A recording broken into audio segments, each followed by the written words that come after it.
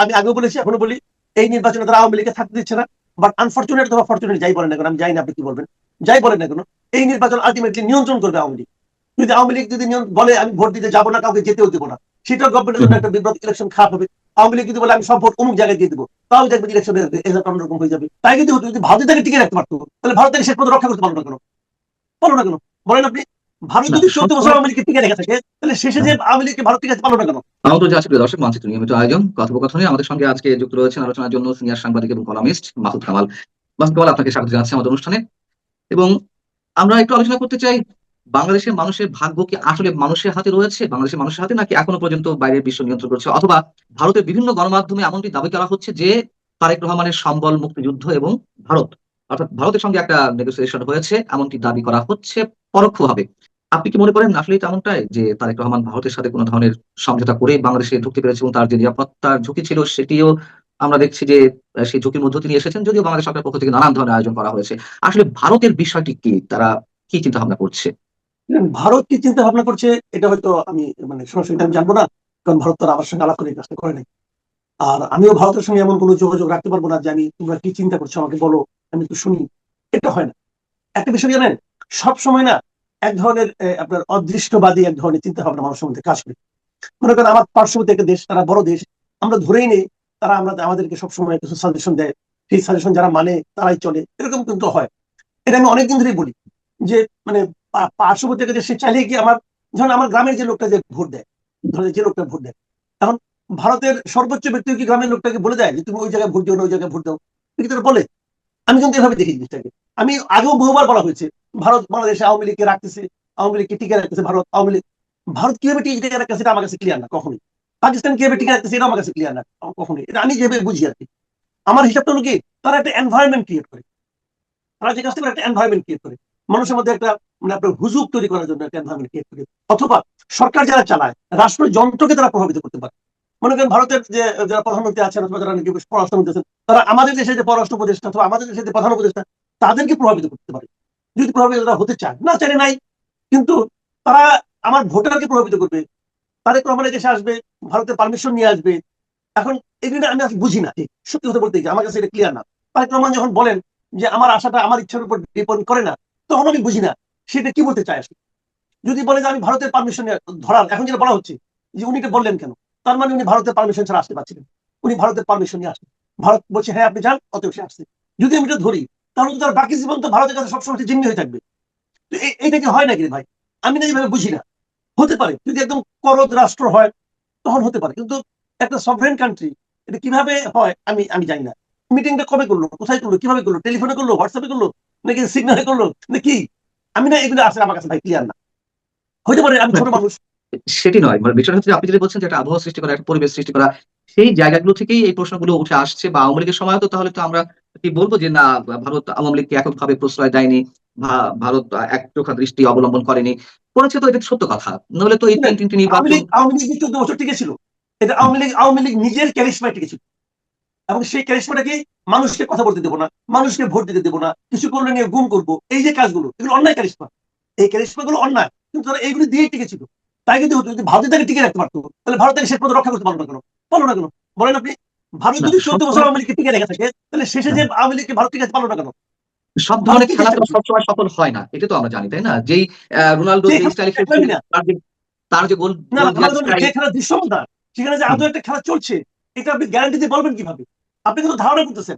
আমি ধারণা, ভারত কি করেছে শোনেন, আমি যেটা মনে করি ভারত কি করেছে, ভারত আওয়ামী লীগ গভর্নমেন্টকে সাপোর্ট দিয়েছে, কিন্তু তোমরা এগুলো করো আমি কিছু বলবো না।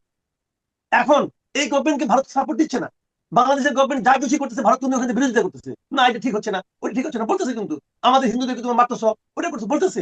এতে কি হয়েছে? এতে কি আমাদের গভর্নমেন্ট পড়ে গেছে? গভর্নমেন্ট ভাই পড়ে না। আপনি দেখেন, আমাদের বিষয় নিয়ে ভারতের সমস্ত মিডিয়া এবং ভারতের গভর্নমেন্ট পর্যন্ত বলতেছে এগুলো অন্যায় হচ্ছে, অন্যায় হচ্ছে। সারা দুনিয়াকে তারা বলতেছে অন্যায় হচ্ছে, তারা বলতেছে। এতে কি আমার গভর্নমেন্ট পড়ে গেছে? আবার ভারত যখন শেষ দিন পর্যন্ত শেখ হাসিনাকে সাপোর্ট দিছে, শেখ হাসিনা গভর্নমেন্ট ভারত টিকে রাখতে পারছে? পারে নাই তো ভাই। আসলে ক্ষমতাটা জনগণের কাছে। জনগণকে আপনি কিভাবে বুঝাই রাখছেন, জনগণ কিভাবে মানে কি অ্যাক্ট করতেছে, তার উপর নির্ভর করে, এটা আমি এখনো মনে করি। আপনি মনে করছেন অবশ্যই আপনার তো নিজস্ব একটা ধারণা রয়েছে, কিন্তু আমি যদি প্রশ্নটা এইভাবে করি যে টিকিয়ে রাখার ক্ষেত্রে অর্থাৎ আন্তর্জাতিক বিশ্বে যাতে টিকে থাকতে পারে, যেমন ভারত যদি আওয়ামী লীগকে সাপোর্ট না করতো, আন্তর্জাতিক বিশ্ব থেকে যে সমর্থনগুলো আওয়ামী লীগ আদায় করেছিল টিকে থাকার জন্য, যখন প্রতিবেশী রাষ্ট্র হিসেবে ভারত তাকে সাপোর্ট করলো, অন্যান্য রাষ্ট্রগুলো তখন তাকে সাপোর্ট করা শুরু করলো। এই যে একটা সমর্থনের বিষয়টি পরবর্তীতে এসে বিভিন্ন চুক্তি, বিভিন্ন ধরনের বৈশ্বিক যে নানান ধরনের লেনদেন কিংবা আস্থায় নেওয়া, এগুলো তো ভারত তো দুতিয়ালি করেছে আওয়ামী লীগের পক্ষে, তাই না? নাহলে তো আওয়ামী লীগ টিকে থাকতে পারতো না। সেম অ্যাজ এই সরকারের ক্ষেত্রে, ডক্টর ইউনূস সরকারের ক্ষেত্রে যে অভিযোগটি রয়েছে, বা ভারত তো সরাসরি কথা এইভাবে বলছে নির্বাচিত সরকার এলেই সম্পর্ক উন্নয়ন হবে, তার মানে পরোক্ষভাবে এই সরকারের সাথে কোনো ধরনের সম্পর্ক উন্নয়ন তারা চাইছে না। আগামী 2-1 মাসে চাইবে কিনা আমি জানি না। বিষয়গুলো হচ্ছে এই যে আন্তর্জাতিক নানান ক্ষেত্রে বাংলাদেশের যেই প্রাপ্তিগুলো ছিল বা সুযোগগুলো ছিল, ভারত শুধুমাত্র সমর্থন না করার কারণে সেদিক থেকে পিছিয়ে যাচ্ছে, পিছিয়ে যাওয়ার কারণে এই সরকারগুলো দুর্বল হয়ে যাচ্ছে। সেই দুর্বলতার জায়গা থেকে সরকারের পতন কিংবা দুর্বল হয়ে টিকে থাকার বিষয়গুলো ঘটে, এরকম কি হয় না? হয়। এখন তো হচ্ছে আমার দেখা মতে আমি তো ভাই মানে এই দেশে জন্ম থেকে তো আমি দেখতেছি। আমার দেখা মতে বাংলাদেশ বর্তমানে যে সরকার আছে তাদের সঙ্গে ভারতের যে সম্পর্ক, এত বৈরী সম্পর্ক আমি আমার জীবনে কখনো দেখিনি। এত বৈরী সম্পর্ক আমি দেখিনি। আমি এখনো দেখেই নাই যে এই সরকারে, বাংলাদেশের এই যে বর্তমান সরকার আছে, এই সরকারের কোনো একটা কাজে ভারত এর পর্যন্ত সমর্থন দিচ্ছে আমি দেখি নাই কিন্তু। তারপরে কি সরকার ঠিক আছে না? আছে তো। এই সরকারকে জিজ্ঞাসা করেন আপনি কি অস্বস্তিতে আছেন, আপনি কি খারাপ আছেন, বলবেন না আমরা খুব ভালো আছি।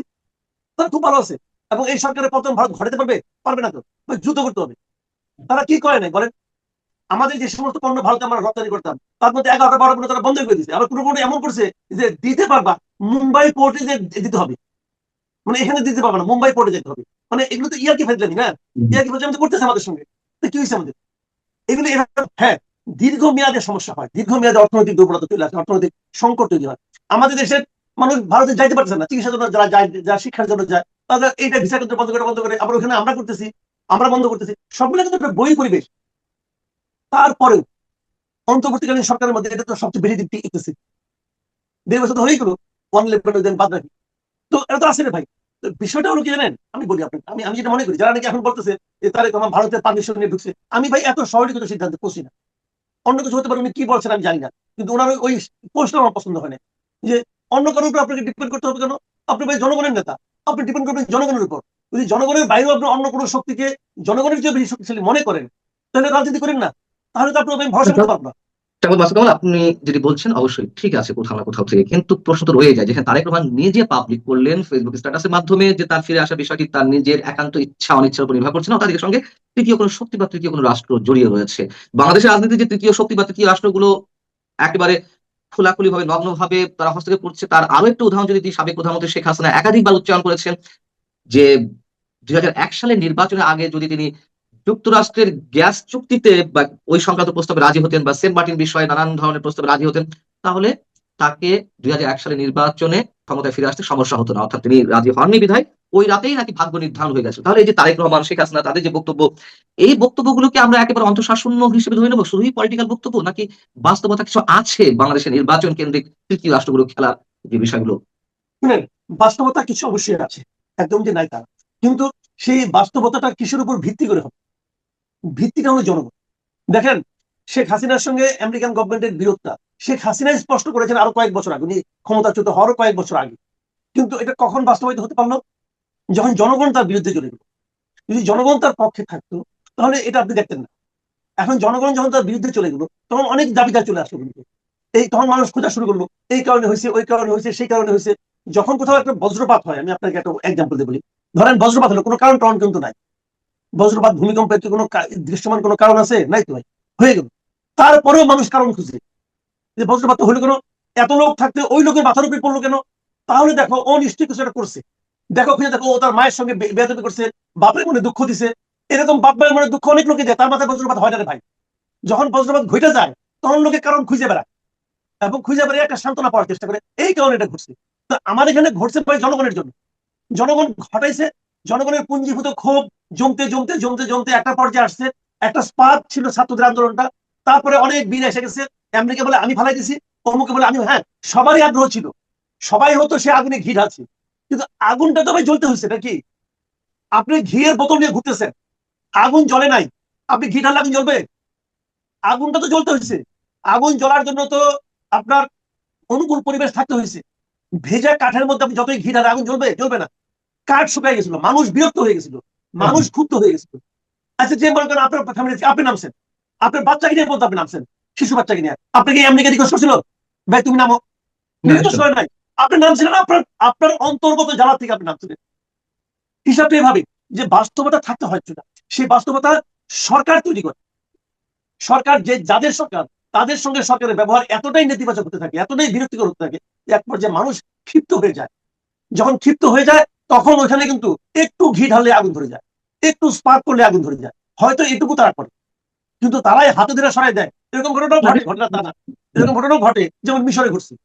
মিশরে তো একটা ইলেকট্রিক, আপনি পছন্দ করেন না করেন, মুসলিম ব্রাদারহুড যেটা ছিল, মুসলিম ব্রাদারহুড কিন্তু আমি পছন্দ করি না, কিন্তু ওরা তো ইলেকট্রিক গভর্নমেন্ট ছিল, ওদেরকে তো সরাই দিয়ে সিসি ক্যামেরাতে আমেরিকা বসাইছিলেন ভাই, এটা তো আমরা সবাই দেখছি চোখের সামনে। তো এগুলি একভাবে ঘটে। কিন্তু যখন গণ আন্দোলন হয়, গণ আন্দোলনকে একদম আন্ডারমাইন করেন না ভাই, জনগণের শক্তি অনেক বিরাট শক্তি, অনেক অবশ্যই। বিরাট শক্তি জনগণের শক্তি। না, সব ঠিক আছে, তাহলে আমরা জামাতের হিসাবটা কিভাবে মিলাবো? জামাতের যে সংখ্যা ভোটের, আহ, সেটি বেড়ে হয়তো দ্বিগুণ হয়েছে, মানে 4-5% থেকে 7-8-10-12 পর্যন্ত হলো, কিন্তু বিভিন্ন জরিপে দেখা যাচ্ছে বিএনপির সাথে একটা হাড্ডাহাড্ডি লড়াইয়ের মধ্যে আছে এবং বিশাল একটা শক্তি সঞ্চয় করেছে জামাত। আমি আপনার সঙ্গে অবশ্যই একমত যে ভোট তো মানুষই দেবে, কিন্তু মানুষের চিন্তার জগতে আঘাত করা বা তাদের মানসিক জগতে প্রভাব বিস্তার করা, এই যে মেকানিজমের একটা বিষয়, একটা পরিবেশ তৈরি করা, আপনি যেই পরিবেশ কথা বলছেন, বহির্বিশ্বের একটা পরিবেশ হয়তো তৈরি করতে পারে, মানে সেই পরিবেশের মধ্যে দিয়ে কি জামাত এখন বিএনপির সাথে প্রতিযোগিতা করতে পারে এমন একটা জায়গায় পৌঁছে গেছে, নাকি সেখানেও তাদের নিজস্ব শক্তি? আমার আমার না এটা মনে হয় না, মনে হয় না কেন জানেন আমি বলি আপনাকে। জামাত মানে বাংলাদেশের ভোটের হিসাবে এখন আগের মতই আছে, এখন আগের মতই আছে। ওই যে 30-32, 30-32 দুই দলের জন্য, এই দলেও 30-32, এই দলের 30-35, এরকম হতে পারে, এর বেশি কিছু না। আর সে তো বিএনপি জামাতের ভোট, হ্যাঁ সে তো বিএনপি এবং আওয়ামী লীগের ক্ষেত্রে 30-32, জি জি 35। আমি বিএনপি আওয়ামী লীগের কথা বলছি। এর বাইরে আপনার জামাতের ভোট আছে মনে করেন 5-7%, এখন এই মুহূর্তে অথবা 10% ধরলাম। যদি 10% ভোট নিয়ে আপনি 30% সেটা ফাইন হয় না, কিন্তু এখন হচ্ছে কেন, আরেকটা 30%-এর একটা মানে আওয়ামী লীগের ভোটে আরো চুপ হয়ে আছে, এদেরকে আপনি দূরের উপর রাখছেন। এই জন্য সরকার রাখতেছে, জামাতের গভর্নমেন্ট আছে, গভর্নমেন্টের সঙ্গে জামাতের একটা সম্পর্ক আছে, নানাভাবে তারা রাখতেছে। কিন্তু এই 30-32% যেটা আওয়ামী লীগের ভোটটা আছে, জামাত আশা করতেছে এই ভোটটা তাদের দিকে আসতে পারে, যদি আসে উল্টাপাল্টা হয়ে যেতে পারে, আর যদি না আসে হবে না, কিছুই হবে না। তাহলে আমরা ধরে নিতে পারি যে একটা স্বচ্ছ প্রক্রিয়া ভোট হচ্ছে, আপনি আশাবাদী? আমি এটা নিয়ে বুঝতে পারি, আমি কনফিউজ এই কারণে ইলেকশন কমিশনের ভাবধারা আমার কাছে পছন্দ না। দেখেন, ইলেকশন কমিশন যে সমস্ত কাজকর্ম করছেন, আমার এটা মানে আমার কাছে কেমন যেন লাগে। যেমন তারা একটা নতুন নিয়ম করছেন যে যারা নির্বাচন স্বতন্ত্র করবে, তাদের বিরুদ্ধে যদি কোনো মানে অভিযোগ ওঠে যে তারা মানে আপনার মানে নিষিদ্ধ দলের সদস্য ছিলেন, অমুক ছিলেন, তমুক ছিলেন, তারা ইলেকশন করতে পারবে না। এটা কোনো কথা হইলো ভাই? এটা কি ধরনের একটা নিয়ম তারা করতেছে, আমি তো কিছু বুঝি না। তো সে বললাম করি না। আচ্ছা, যে লোকটাকে আওয়ামী লীগ করতেন বিএনপিতে জয়েন করছে, তার জন্য কি এটা প্রযোজ্য বলেন? এখন এক সময় আওয়ামী লীগকে এখন তো নিষিদ্ধ দল হতো না, আওয়ামী লীগ তাদের রাজনৈতিক কর্মকাণ্ড স্থগিত, আওয়ামী লীগ তো নিষিদ্ধ দল না। তাহলে এই সমস্ত কথাবার্তা ইলেকশন কমিশন নতুন ঘটা করে বলে কেন? বলে এই কারণে যাতে নাকি আওয়ামী লীগে কেউ দাঁড়াইলে পরে তার বিরুদ্ধে, অথবা যদি স্বতন্ত্র দাঁড়ায় তার বিরুদ্ধে একটা অভিযোগ দায়ের করা যায়, ওই অভিযোগ দায়েরের মাধ্যমে আওয়ামী লীগকে বাদ দিবে। তো এটা তো ভাই কোনো মানে এদের কাজটা আমার পছন্দ হচ্ছে না। আবার ধরেন ইলেকশন কমিশন তারা এখন সমস্ত প্রশাসনের দায়িত্ব তাদের হাতে, তাহলে তাদের তো সবকিছু ঠিকঠাক করে দিছে। গভর্নমেন্ট তো তাদেরকে ডিসি চেঞ্জ করে দিচ্ছে, এসপি চেঞ্জ করছে, থানার ওসি পর্যন্ত চেঞ্জ করছে, চেঞ্জ চেঞ্জ করে এখন বলে তুমি খেলো, তাহলে তো হলো না রে ভাই। তাহলে দায়টা কার উপরে যাবে? যখন ইলেকশনটা যদি খারাপ হয় আমরা কি বলবো ইলেকশন কমিশনের দায়? ইলেকশন কমিশন আমার কিছু করার নাই, প্রশাসন দায় সব ঠিকঠাক করে দিচ্ছে। ইলেকশন কমিশনের উচিত হবে সমস্ত ডিসি এসপি ওসি সবগুলি আবার নতুন করে চেঞ্জ করা, রিসাফল করা, করার পর তারপর ইলেকশন করা, তখন আমরা ইলেকশন কমিশনকে দায় দিতে পারবো। এখন এ দিবে ওর দিকে, ও দিবে ওর দিকে। আর নির্বাচন কিভাবে হবে এটা আমি আগেও বলেছি, এখনো বলি, এই নির্বাচনে তারা আওয়ামী লীগকে থাকতে দিচ্ছে না। বাট আনফর্চুনেট অথবা ফর্চুনেট যাই বলেন না কেন, আমি জানি না আপনি কি বলবেন, যাই বলেন না কেন, এই নির্বাচন আলটিমেটলি নিয়ন্ত্রণ করবে আওয়ামী লীগ। যদি আওয়ামী লীগ যদি বলে আমি ভোট দিতে যাবো না, কাউকে যেতেও দেবো না, সেটা গভর্নমেন্টের জন্য একটা বিব্রত, ইলেকশন খারাপ হবে। আওয়ামী লীগ যদি বলে আমি সব ভোট অমুক জায়গায় দিয়ে দেবো, তাও দেখবেন ইলেকশনের রেজাল্ট অন্যরকম হয়ে যাবে। আবার আওয়ামী লীগ যদি বলে আমরা ভোটই দিতে যাবো না, তখন দেখা যাবে ভোট কাস্টিং কম হবে। কাজে একটা বড় পার্ট যাদের হাতে, তাদেরকে বাদ দিয়ে যদি আপনি কিছু করেন তাহলে এরকম হবে। তাহলে কিন্তু পুরো, মানে আপনি যদি বলছেন অবশ্যই বাস্তবতা সেটি বলছে, কিন্তু ওই সেই 5%, 10%, 15% যারাই ভোট দিক না কেন, যত পার্সেন্টই ভোট কাস্টিং হোক না কেন, তার মধ্যে দিয়ে তো একটা রেজাল্ট বেরিয়ে আসবে, এবং সেটিও বা কতখানি মানুষের কাছে গ্রহণযোগ্য হবে সেটা নিয়ে একটু প্রশ্ন থেকে যায়। এটা হতে পারে, এটা তখন যখন হবে তখন বোঝা যাবে যে কোনটা হবে, আসলে কোন ধারায় যাবে, তার উপরে তো নির্ভর করবে কোনটা হবে। সবকিছু মিলিয়ে ভালো কিছু ওয়েট করছে না আমাদের জন্য। আমার কাছে মনে হয় না। অনেক ধন্যবাদ শান্তন মাসুদ কামাল, আমাদের সময় দেওয়ার জন্য। আপনি ভালো থাকুন, দর্শক আপনারাও ভালো থাকুন। শুধু ভালো থাকা নয়,